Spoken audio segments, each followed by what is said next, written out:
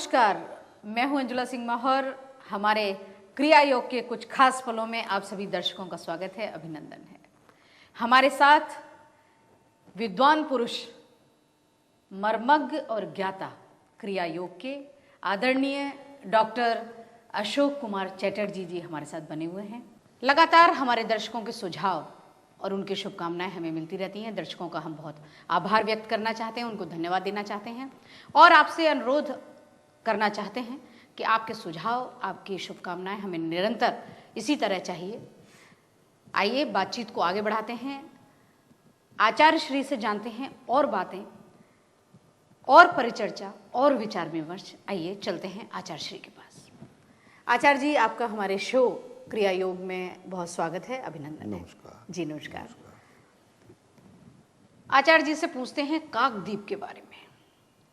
बहुत सारी बातें हमारे जानने वाले, हमारे आचार्य जी के शिष्य, उनके फॉलोअर बहुत सारी चीज़ें जानना चाहते हैं और पूछना चाहते हैं, काकद्वीप के बारे में जानना चाहते हैं, प्रश्न करते हैं काकद्वीप से संबंधित। आइए चलते हैं आचार्य श्री के पास।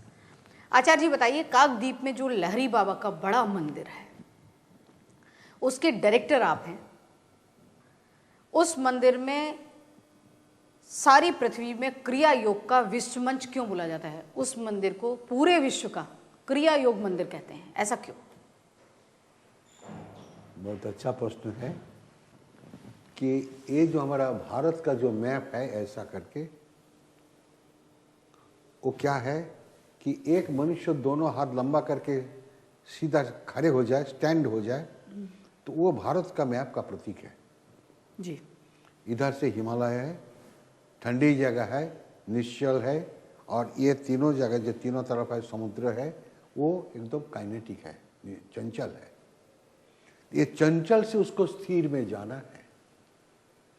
और एक बात है कि हमारा भारत का सब मनुष्य जानते हैं कि जितने तीर्थ है उसके भीतर काशी श्रेष्ठ है जी। जितने मंत्र है उसका भीतर ओंकार श्रेष्ठ है जी। इसी प्रकार भारत में जितना नदी है उसके भीतर गंगा श्रेष्ठ है जी। तो हम अनडिवाइडेड बंगाल का बात कहते हैं, जो अभी वो बांग्लादेश चले गए उसको ले करके मैं बात करता हूँ। और उसका कोई छोड़ भी दे, अभी प्रदेश हो गया, लेकिन हम छोड़ देते हैं। लेकिन तभी भी ये भारत का जो उत्तर से जो गंगा आ करके वो गंगा सागर में मिल गए जी। तो गीता में भगवान कहते कि मुनि नांग कपिलांग, जितने मुनि हैं उसके भीतर मैं श्रेष्ठ मुनि हूं, कपिल जी। तो ये गंगा का इस पार में जो मेन लैंड है, इधर में वो मंदिर बनाया, और वो गंगा का उस पार में जो आईलैंड है उसके ऊपर जहां गंगा सागर मेला होता है, वहाँ कपिल देव का, कपिल भगवान कपिल मुनि का मंदिर है जी। तो ये दोनों वो कहते कि भगवान कृष्ण कहते कि मैं मुनिनांग कपिलन, तो वो जो कपिल है, तो वो कपिल कौन है? वो सेकंड मैनिफेस्टेशन ऑफ कृष्ण। जैसा व्यासदेव को कहते हैं कि सेकंड मैनिफेस्टेशन ऑफ कृष्ण, नहीं वो सेकंड मैनिफेस्टेशन नहीं है, लेकिन वो कृष्णा का पहले है जी। हाउएवर, तो वो गंगा का उस पार में कपिल मुनि है, जितना मुनि का भीतर कपिल है, और इधर में भगवान कृष्ण, श्यामचंद्र बाबा बोल दिए कि हम ही कृष्ण, तो इसलिए उसको दोनों पार में दोनों को रखा है जी। और वो बहुत पुराने तीर्थ है, और इस पार में भी पुराने जगह पुराने हैं, मेन लैंड के ऊपर है, कोई आईलैंड नहीं है, लेकिन एकदम अपोजिट साइड पे है जी। तो इसको इसलिए बनाया, उसका नाम का साथ कुछ सिमिलरिटी है जी। काक, जो क्रो जो कौवा जिसको कहते हैं, तो जो उसी को बंगला में काक कहते हैं। तो काक द्वीप, जो द्वीप में काक रहते हैं, वास करते हैं, तो काक का क्या नेचर है कि जितनी गंदा चीज है वो खा लेते हैं जी। तो ये जो मनुष्य के भीतर जितनी गंदा चीज है वो खा करके हजम कर लेते हैं, डाइजेस्ट कर देते हैं जी। लेकिन ये जो साधन करना है मनुष्य को, तो वो तो उसका सुषुम्ना को लेकर के साधन करना है, ये जो हमारे सबके भीतर जो सुषुम्ना है वो गंगा है जी ये हमारा शास्त्र में दूसरा चीज है जी शास्त्र में कहते हैं कि ईरा भगवती गंगा जी जो ईरा नारी है वो ये वाम नासिका का उसी को ईरा नारी कहते हैं उसको गंगा कहते हैं पिंगल जमुना नदी जो दिल्ली के बाजू में जो जमुना नदी है उसको पिंगल नदी कहते हैं हमारे शास्त्र के वचन के अनुसार और ईरा पिंगलयोर मध्य सुषुम्ना च सरस्वती ये दोनों का बीच में जो सुषुम्ना नारी है उसको सरस्वती नदी कहते हैं जी लेकिन तमाम भारतवासी गंगा तो सुषुम्ना नदी जानते हैं जी तो जे भी हो जैसा भी हो तो गंगा के उस पार में कपिल इस पार में भगवान कृष्ण श्यामाचरण जी इसलिए उसको वहां बैठाया जी। और दूसरा इसका जरूरत यही है कि ईरा पिंगल को पकड़ करके और सुषुम्ना को लेकर के 6 चक्र के ऊपर जा करके सहस्रार में मिल जाना ये ब्रह्म साधन का सिस्टम है जी इसमें कोई देव देवी का साधन नहीं है जी एकदम सिर्फ प्राण को जानो आत्मा को जानो और आखिरी में ब्रह्म के साथ मिल जाओ जी तो ये जो साधन है इसका ये गंगा को पकड़ करके वो जो छह ठो जो तीर्थ भूमि जो देखा जाता जी। है वो हमारा वो गंगा के किनारे में है देखिए मूलाधार तत्व जो है वो कपिल का जो गंगा सागर जी वो मूलाधार तत्व है इसके बाद गंगा को लेकर हम आगे बढ़े नेक्स्ट जो है बनारस काशी धाम आते हैं उसको स्वादिष्ठान कहते हैं इसके बाद देखिए इलाहाबाद है वो मणिपुर कहते हैं जी इसके ऊपर जो देखिए हरिद्वार आता है जी। उसको हम लोग अनाथ कहते हैं जी इसके बाद विशुद्ध है कि ऋषिकेश को कहते हैं और इसके बाद कुटस्थ जो है वो उसको देवप्राग कहते हैं जी ये 6 तीर्थ है जी। लेकिन ये 6 तीर्थ क्यों है कि हमारे शरीर के साथ उसका सिमिलरिटी है मिल है जी तो इसीलिए वो गंगा पकड़ करके हमको जाना है उत्तर हिमालय जहाँ शांत जगह है जहाँ देवादिदेव महादेव ध्यान लगा करके समाधि लगा करके बैठे इसलिए वो मंदिर क्रिया योग का विश्व मंच है इसलिए वो ऐसा ही हिस्टोरिकल और जियोग्राफिकली एंड द फिजिकली उसका मिल रख करके रखे हैं और एक दूसरा बात है लाहिड़ी बाबा को जो साधन मिला था उनके बाबा गुरुजी बाबा जी के साथ से और जो साधन अपने करके भगवान से रूपांतर हो गए और जो साधन भक्त को देके गया उसी को हम लोग क्रियायोग कहते हैं जी लेकिन अभी वो क्रियायोग से कितने थाउजेंड मॉडिफाई हो गया जो जैसा सोचते हैं उसी को क्रियायोग नाम देकर के चालू कर देते हैं जी तो वो जो असली जो लाहिड़ी बाबा का जो दिया हुआ बाबा जी तो जनता को नहीं दिया बाबा जी श्यामाचरण लाहिड़ी बाबा को दिया श्यामाचरण लाहिड़ी बाबा जनता का हो रहा है भगीरथ के मापिक वो जनता के ऊपर दे दिया इसलिए वो भगवान है तो ये जो है तो वो काकद्वीप का मंदिर से वही साधन मिलता है कि जो साधन जोगिंद्र लाहिड़ी बाबा ने आपने खोद किए हैं और दूसरे को दिए थे और जो साधन उनके पिता उनका गुरु बाबा जी से मिला था वही साधन इसी जगह में मिलेगा और कहीं नहीं मिलेगा जी जी जी साधनों को सुरक्षित और संरक्षित करने के लिए उस मंदिर को क्रिया योग का विश्व मंच कहकर स्थापित किया गया है आने वाली पीढ़ियों तक के अगर सुधार किए जाने हैं क्रिया योग के माध्यम से तो उस मंदिर जो कि विश्व मंच पर स्थापित हुआ है विश्व मंच के नाम से स्थापित हुआ है वहां पीढ़ियों को मार्गदर्शन मिलेगा आइए बढ़ते हैं दूसरे प्रश्न की तरफ बाबा जी बताइए कि लाहिड़ी बाबा जी के गुरु जो बाबा जी थे मनुष्य समाज में उनको कहीं देखा नहीं जाता है असली में बाबा जी कौन थे क्योंकि बहुत सारे दर्शक हमारे ये बाबा जी के बारे में नहीं जानते हैं तो असली में बाबा जी कौन थे क्या थे कहाँ से आए थे वो सारी बातों पर विस्तार पूर्वक आलोकपात कीजिए जी बहुत अच्छा प्रश्न है ये इसका उत्तर सबको जानना उचित काम है जी धर्म जो है वो उसको लेकर के बिजनेस नहीं करना चाहिए जी धर्म है वो सच्चा है जी उसको बचाना हमारा काम है। जी अभी धर्म को लेकर के सारे प्रतिष्ठान है, जी लेकिन ये सब आप लोग को दृष्टि है, आप लोग देख लीजिए कि सच्चा धर्म कहाँ मिलता है जी और सच्चा धर्म नहीं मिलता है, ये भी दोनों आप मिला लीजिएगा।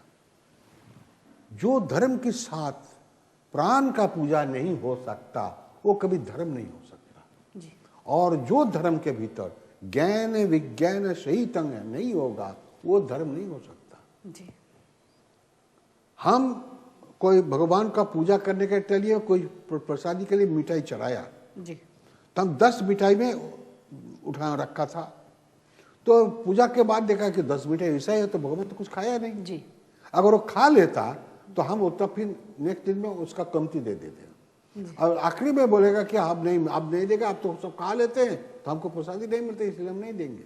जी तो इसी प्रकार धर्म का विच्युत हो जाते हैं, जी और विच्युत होते होते लाहिरी बाबा का जो गुरु है उनका रूपांतर हो गया। जी लाहिरी बाबा अपना डायरी में लिखे हैं, एक तो ऐसा राउंड शेप का, एक तो मुंह का शेप लगाए, उसमें 2 आंख लगाए, एक नाक लगाए, यही बाबा जी का रूप, यही जोम, यही धर्म।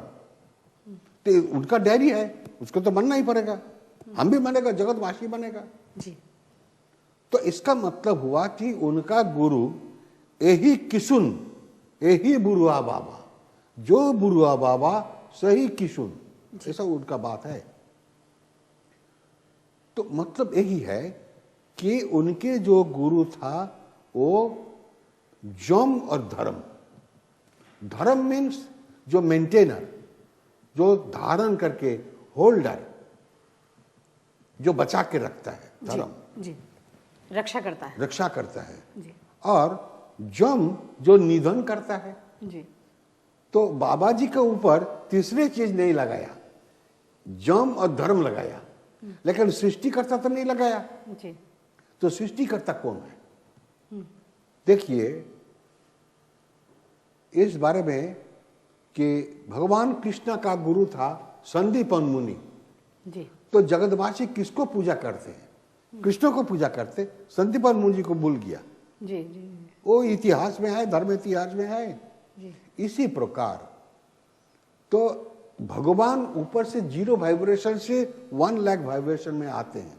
जी तो आते बगत उसका उनका जो नेक्स्ट स्टेप है कुटस्थ, वहां आकर के वो कुटस्थ कृष्ण है। लाहिड़ी बाबा भी बताते कुटस्थ जो है वो कृष्ण है, लेकिन वो जब बोल दिया कि हम ही निराकार ब्रह्म हो, तो कुटस्थ से ऊपर चले गए। जी तो यही किशुन है। मतलब लाहिड़ी बाबा ने बताया कि बाबा जी जो है किशुन है, वो निराकार ब्रह्म नहीं बताए। तो निराकार ब्रह्म कौन है? जी जो क्रिएटर है, creator of the total universe. जी तो ये जगत ब्रह्मांड का जो सृष्टि किया है वो सृष्टि करता है। जी तो वो सृष्टि करता जो है 0 वाइब्रेशन, वही समाचरण है। वो आप चाहते हैं कि 1 लाख वाइब्रेशन में जगत में आकर के जगतवासी को यही ब्रह्म ज्ञान को सिखाएंगे और सत्ययुग को ला देंगे। जी तो क्या हुआ? तो आते वक्त ऊपर से 0 से जब 10 में 10 वाइब्रेशन में आ गया, तो उनका जो मैनिफेस्टेशन पहले होता है, जी first manifestation from the 0 to first manifestation. तो फर्स्ट मैनिफेस्टेशन कुटुस्थ को बता के रखा कि गुरु बनाना, गुरु जो सिस्टम है हमारा भारत में, वो भी तो भगवान बताया। जी हमारा गुरु के ऊपर बहुत हमारा भारत में उसका प्रसिद्ध है। जी तो सिस्टम उनको मानना है। क्योंकि कृष्ण होकर के जब आया था, राम होकर के जब आया था, वो भी गुरु माना था। जी तो इस बारे में भी उसका गुरु मानना है। तो उनका सेकंड वाइब्रेशन को यहाँ उनको बता के रखा कि हम जीव समाचार होकर के वो 1 लाख वाइब्रेशन में जाएगा, और हमारा जब मिडिल एज आ जाएगा 40 इयर्स ऑफ एज, तब वो कुटस्थ बाबा जी जो है, कुटस्थ कृष्ण बाबा जी जो है, वो आकर के तुम हमको ये दीक्षा दे दो।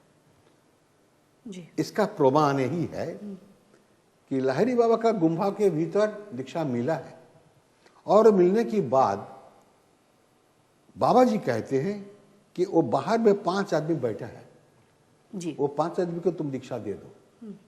तो लाहिड़ी बाबा ने बोला आप मेरा गुरु है। कब तक वो लाहिड़ी बाबा तो जीव समाचरण है, वो ब्रह्म समाचरण नहीं हो पाया, कृष्ण समाचरण भी हो नहीं पाया।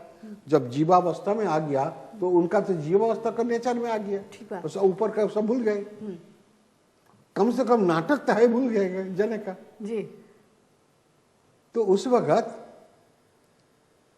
वो बोले कि आप हमारा गुरु होते हुए इधर मौजूद है और हम उनको 5 आदमी को दीक्षा देगा नहीं और आप दे दीजिए। बोले नहीं, हमसे वो 5 आदमी से कोई संपर्क नहीं है, वो तुम्हारे साथ संपर्क है। मतलब तुम क्रिएटर है, सृष्टि करता है जी। हमारे ऊपर तुम ब्रह्म समाचार ऑर्डर दिया था जी। कि हमको 40 इयर्स एज में, मिडिल एज में तुम आकर के हमको दीक्षा दे दो। System to maintain the system of guru system. हमारा ड्यूटी खत्म हो गया जी। अब ये जनता 5 मिनट से जो टोटल जनता जो है वो तुम्हारा क्रिएशन है, तुम लोग को दीक्षा देना है जी। तो इसीलिए अब बाबा जी कौन है कि ब्रह्म श्यामाचरण का नेक्स्ट स्टेप जिसको कुटस्थ कृष्ण बोला जाता है, इसलिए वो लाहिड़ी बाबा लिख के रखा है वो यही जम, यही धर्म, यही कृष्ण।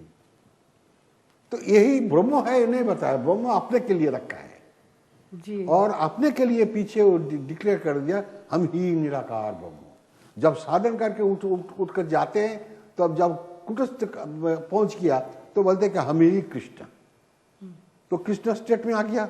इसके बाद जब ऊपर में चले गए सहस्रार में तो डिक्लेयर कर दिया हम ही निराकार ब्रह्म, हमारे रूप से जगत प्रकाशित। लेकिन एक दफे भी नहीं बताया कि बाबा जी का रूप से जगत प्रकाशित, हमारे रूप से जगत प्रकाशित। जो आत्मसूच सही ब्रह्म सही हम समाचरण, ये तीनों एक है, तीनों मिल करके एक है जी। तो वो फाइनल है, ब्रह्म समाचरण फाइनल है। इसलिए देखिए कि यहाँ ब्रह्म समाचरण लिखा है जी।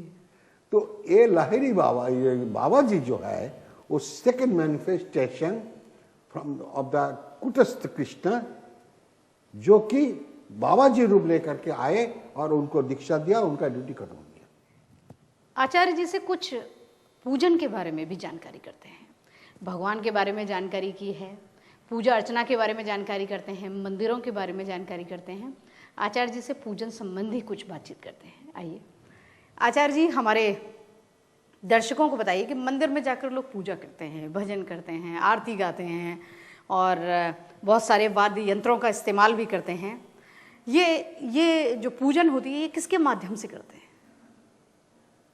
Very good. हम लोग जरा से अपना प्रति अगर कोई दृष्टि दे, ख्याल रखे जी, तो सबको ये चीज देख सकते हैं कि आप कौन हैं। आपका नाम राम, रहीम जो भी हो जी, लेकिन आप एक मनुष्य हैं। जी, आप मनुष्य होते हुए वो मंदिर में जाते हैं। जी, मंदिर कौन बनाया? जी, दूसरा कोई मनुष्य ने बनाया? जी, तो ईंट काट पत्थर से वो मंदिर को बनाया। लेकिन हुआ जाकर के हम लोग जब पूजा करते हैं तो पूजा के साथ कुछ मंत्र भी है जी, वो मंत्र उसका उच्चारण करते हैं जी, वो कहां से करते हैं? मुख से। जी, ये जो मुख है ये इंद्रिय है जी, और इसका भीतर में जो मन है वो भीतर से काम करते हैं, मुख से आवाज निकालते हैं। जी, तो मन भी इंद्रिय है। जी, हमारे जो 10 इंद्रिय है इसका कमांडर है मन। 10 इंद्रिय का कमांडर है मन। तो मन 10 इंद्रियों को कमांड करते वो चलता है कि तुम मुख से बात करो तो मुख से बात होता है, कान से सुनो तो कान सुनता है।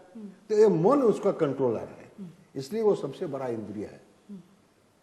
तो हमारा वो मंत्र को याद करके रखा है, पेपर नहीं लेके गया, याद करके रखे हैं। जैसे आपसे आप अभी हम बात करते हैं, हम तो पेपर नहीं देखते हैं जी, ऐसा ही। तो उसका मन में याद करके रखा है। जी, तो ये मन जो है वो भी इंद्रिय है। जी, तो हम जब फूल चढ़ाते हैं, पूजा करते हैं, मंत्र पाठ करते हैं, भजन करते हैं, गाना गाते हैं, जो भी हम करते हैं, कौन करते हैं? मेरा मन करते हैं।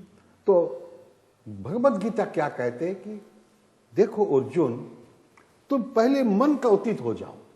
मन मना भवो मद भक्त मद जाजी मांग नमस्कुरु। जी, अर्जुन तुम पहले मन मना हो जाओ। इसका मीनिंग हुआ कि तुम्हारे जो चंचल मन है उसको लेकर के स्थिर मन में रख दो। चंचल मन का जो इधर उधर भागता है उसको रुको और उसको स्थिर कर दो जी। मन मना भवो, इस दुनिया में, भवो मतलब इस दुनिया में जी। मन मना भवो मद भक्त, सब कई कहते हैं जो द्वैतावस्था है वो कहते हैं कि वो तब वो भगवान कृष्ण का भक्त हो गया। लेकिन जोगी कहते हैं कि कौन कृष्ण, मैं तो नहीं जानता हूं, हमको अभी तक जानकारी नहीं हुआ कि कौन कृष्ण है, अभी तो हमारा मन को रुक दिया। लेकिन कृष्ण कौन है मैं नहीं जानता हूं। इतने दिन तक मैं हमारा भीतर का जो इंद्रिय है मैं उन लोग को दास था, उन लोग को कमांड के ऊपर मैं काम करते थे। लेकिन अभी वो इंद्रिय का अतीत हो गया, मन का अतीत मतलब द्वादश एकादश इंद्रिय रुक गया। अब वो रुक जाने के बाद उसका मन बना हुआ मन है ही नहीं, तो वो तब कृष्ण का भक्त नहीं, इतनी रोज जो इंद्रिय का भक्त था अभी वो अपना भक्त हो गया जी। मद भक्त, मद मीन्स हम हमारे प्रति भक्त हो गया जी। Not the Krishna, who is the Krishna I don't know. जब जानेगा तो अब ठीक है, अभी तो हम जानता नहीं। वो तो अंदाज से पूजा करते कृष्ण आए हैं। वो कृष्ण का कौन बोला? वो जो पत्थर का मूर्ति है वो क्या खुद बोलते हैं कि मैं कृष्ण हूं, हमको पूजा करो जी। वो मूर्ति को भी तो एक आदमी बनाया, वो आर्टिस्ट बनाया, इसलिए उसको उसका लिए बेडिंग रहते हैं, उसमें रात को सो देते हैं मंत्र लेकर के, और सुबह में जाकर के पृष्ठ पूरा ही जाकर के उसको उठाते हैं जी। तो अपने सोने की हिम्मत नहीं है वो मूर्ति को, जी। तो उसको कैसे भगवान माने? जी। इसलिए ये हिंदू धर्म का शिक्षा है जी। कि ये मूर्ति के माध्यम से पूजा करो। लेकिन बात यह है कि जो ये आत्मधर्म का काम नहीं जानते उसके लिए करना उचित है, हम उसको डिप्राइव नहीं करेंगे जी। उसको करते करते परिशुद्ध हो जाएगा तो आखिरी में यही ब्रह्म साधन में आना ही पड़ेगा जी। तो बात यह है कि बाहर में जो पूजा हम लोग करते, तीर्थ जाते, जो भी कुछ काम करते, सब इंद्रियों को सेवा होता है जी। तो इंद्रियों को सेवा के माध्यम से अतीन्द्रिय भगवान को कैसा मिलेगा ये तो साइंस में नहीं आता है, इसीलिए उससे मुक्ति नहीं मिलेगा। जी। आचार्य श्री ने बताया कि अलग अलग इंद्रियों को वश में करने का एक मूल मंत्र है मन को वश में करना, चंचल मन को स्थिर करना, और ये तभी संभव है जब क्रिया योग की जाए। क्रिया योग के माध्यम से मन को स्थिर किया जा सकता है, चंचल मन को भी स्थिरता प्रदान की जा सकती है। मद जाजी जी। वो अपना का भीतर, जो हम लोग जो आरती दिखाता है वो अपना का भीतर अपने वो जजन करते, भ्रमण करते हैं। जी। जी। ये जो प्रदीप लेकर के जो आरती करते हैं वो अपना भीतर होना चाहिए, वो ओंकार क्रिया का प्रतीक है जी। इसीलिए लाहिरी बाबा का तो ओंकार क्रिया का प्रतीक को सेक्रेट थ्रेड दिखाया। जी। जनेऊ। और मत जाजी, इसके बाद मांग नमस्कुरु, वो भी मांग मन मतलब हम है, हमको प्रणाम करते हैं जी। बिकॉज हम छोड़ा है कोई नहीं। इसी जगह में जाकर के लाहिरी बाबा कहते हैं कि हम ही एक पुरुष है और कोई नहीं, जी। आपसे आप प्रणाम होता है। जी। हम किसको प्रणाम करेगा, हम छोड़े तो कोई है ही नहीं। तो जोगी का उस अवस्था होते हैं कि हम स्वयं भगवान बन गए, हमारा ऊपर में कोई है ही नहीं, किसको हम प्रणाम, तो हमारे ऊपर जो है उसको प्रणाम करते हैं, लेकिन हमारे ऊपर तो कोई है ही नहीं। जोगी का उस अवस्था हो जाता है, इसी को अद्वैत कहते हैं। हमारा भारत का गीता से लेकर के वेद वेदांत उपनिषद सब अद्वैतवादी है जी। लेकिन इसको पीछे कलियुग के प्रभाव में इसको द्वैतवाद में लाया है, लेकिन द्वैतवाद में नहीं है जी। सब अद्वैतवाद है। जी, सब अद्वैतवाद है। आचार्य श्री ने बड़ी सरलता पूर्वक अद्वैतवाद और द्वैतवाद में फर्क बताया है। हमारे सारे दर्शकों के लिए बड़ी सुंदर बातें हमारे आचार्य जी ने बताई हैं। आचार्य जी से हम अपने दर्शकों के लिए, हमारे आचार्य जी के शिष्यों के लिए, उनके भक्तों के लिए, उनके श्रद्धालुओं के लिए, उनके भक्तालुओं के लिए कोई ऐसा संदेश लेना चाहेंगे जो हमारे दर्शकों के हमेशा अमूल्य निधि की तरह काम आए और उनके जीवन में कुछ खास अहमियत रखे। आइए लेते हैं आचार्य जी से संदेश। आचार्य जी, हमारे दर्शकों को एक ऐसा संदेश दीजिए छोटा सा जो उनके लिए हमेशा अमूल्य निधि की तरह काम करे। मेरा तो यही कहना है सबके प्रति और अपने प्रति भी, जी क्योंकि हम तो सबको छोड़ के नहीं हैं। जी सबके प्रति जो सबके भीतर जो भगवान है, मेरे भीतर वही भगवान है। जी तो मैं सब मनुष्य के लिए मेरा यही कहना है कि तुम अपना भीतर जो प्राण है उसको कभी मत भूलो। जी तुम अच्छा काम करो, बुरा काम करो, हमेशा सोचो कि कोई भी ना देखे तो हमारा प्राण तो देखता है। जी इसको, ये प्राण को तुम कैसे फांकी लग दोगे, ये संभव नहीं है। जी इसका मतलब हुआ भगवान को छोड़ करके तुम कोई काम नहीं कर सकते हो। भगवान तुम्हारा भीतर में बैठे हैं। वो देखो गीता में कहते हैं कि हृदयेश्वर तिष्ठति, मैं सबके भीतर में प्राण कृष्ण रूप से मैं बैठा हूँ। इसलिए मैं सबके लिए यही बोलूँगा कि आप जो भी करें, अपना भीतर जो प्राण है उसको कभी भूलना नहीं। वो आपका मालिक है, आपका मालिक आपका भीतर में है। उसको जानो, उसको देखो, अपना प्राण का प्रति ख्याल रखो, आपका जीवन धन्य हो जाएगा। आचार्य श्री ने बताया कि जिन ढूंढा तिन पाइया गहरे पानी पैठ, और मैं बपुरा बूढ़न डला राह किनारे बैठ। कहीं जाने की जरूरत नहीं है, कहीं तलाशने की जरूरत नहीं है। आपका ईश्वर, आपका धर्म, आपकी शक्ति आपके अंदर मौजूद है। आवश्यकता है उसे पहचानने की, क्रिया योग के माध्यम से। समय की बाध्यता, समय की व्यवस्था। आचार्य श्री से बहुत सारी बातें अभी करनी है, बहुत सारी बातें जाननी है, बहुत विचार विमर्श करना है, लेकिन समय ऐसी इजाज़त नहीं देता है। अगले हफ्ते आज ही के दिन, आज ही के समय आपसे फिर मुलाकात होगी और हमारे साथ लगातार बने रहेंगे परम श्रद्धेय, परम आदरणीय डॉक्टर अशोक कुमार चटर्जी जी। तब तक के लिए इजाज़त दीजिए। मैं अंजुला सिंह माहौर जी, नमस्कार।